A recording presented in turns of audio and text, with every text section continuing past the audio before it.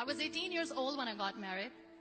I belonged to a very conservative family, a Baloch family, where good daughters never say no to their parents. My father wanted me to get married, and all I said was, if that makes you happy, I'll say yes. And of course, it was never a happy marriage. Just about after 2 years of getting married, about 9 years ago, I met a car accident. Somehow my husband fell asleep and the car fell in the ditch. He managed to jump out, saved himself. I'm happy for him. But I stayed inside the car and I sustained a lot of injuries. The list is a bit long.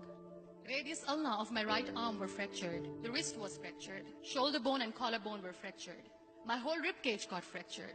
But that injury that changed me and my life completely was the spine injury. Many people came to rescue. They gave me CPR. They dragged me out of the car. And while they were dragging me out, I got the complete transection of my spinal cord. Those 2.5 months in the hospital were dreadful. I was at the verge of despair. One day, doctor came to me and he said, well, I heard that you wanted to be an artist, but you ended up being a housewife. I have a bad news for you. You won't be able to paint again. Next day, doctor came to me and said, your spine injury is so bad, you won't be able to walk again. I took a deep breath and I said, it's all right. Next day, doctor came to me and said, because of your spine injury and the fixation that you have in your back, you won't be able to give birth to a child again. That day, I was devastated. I started to question my existence. Why am I even alive? So what kept me going was, one day I asked my brothers, I know I have a deformed hand, but I'm tired of looking at these white walls in the hospital and wearing these white scrubs. Bring me some colors, bring me some small canvas. I want to paint. So the very first painting I made was on my deathbed, where I painted for the very first time. What an amazing therapy it was. Without uttering a single word, I could paint my heart out. I could share my story. People used to come and say, what lovely painting. So much color. Nobody could see the grief in it. Only I could. And that day I decided that I'm going to live life for myself. I am not going to be that perfect person for someone. I am just going to take this moment and I will make it perfect for myself. That I'm going to fight my fears. So I wrote down one by one all those fears. And I decided that I'm going to overcome these fears one at a time. You know what was my biggest fear? Divorce. But the day I decided that this is nothing but my fear, I liberated myself by setting him free. And I made myself emotionally so strong that the day I got the news that he's getting married, I sent him a text that I'm so happy for you and I wish you all the best. And he knows that I pray for him today. Number 2 was, I won't be able to be a mother again. And that was quite devastating for me.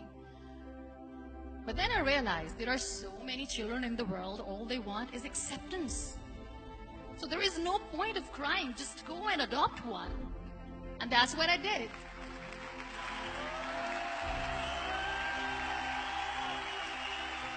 I gave my name in different organizations, different orphanages, and I waited patiently. 2 years later, I got this call from a very small city in Pakistan. I got a call and they said, are you Muniba Mazari? There is a baby boy and would you like to adopt?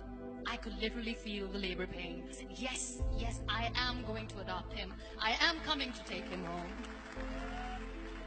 And that day, I was 2 days old, and today he's 6. You know, when you end up being on the wheelchair, what's the most painful thing? People think that they will not be accepted by the people because we, in the world of perfect people, are imperfects. So I decided to appear more in public. I started to paint. I have done a lot of modeling campaigns. I decided that I'm going to join the national TV of Pakistan as an anchor person.